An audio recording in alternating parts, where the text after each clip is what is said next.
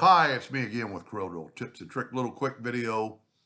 I'm going to use two of Eskimo's free macros, and I'll leave both of these. I just did a video on this bounding box.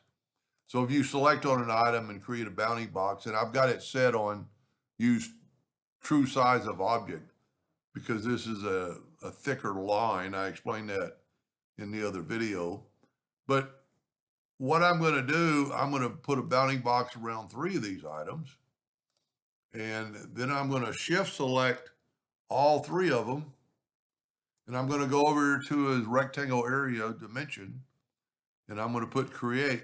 And it marked those three rectangles. So that circle is 6.3 by 6.3. That's 4.9. That's 7. And if you look, if we click on it, it's 7.9 times 3.5. So instead of having to click and know how big things are, I don't know that you would ever do this, but it is pretty cool. And then, of course, if you select them all and make a bounding box, and then go over here and it'll tell you that it's 14 point, it might help you do a plaque if you only have so much area.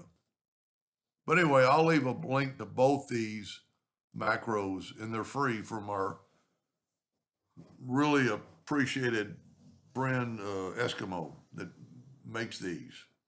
Anyway, I hope that helped a little bit. Thank you for watching.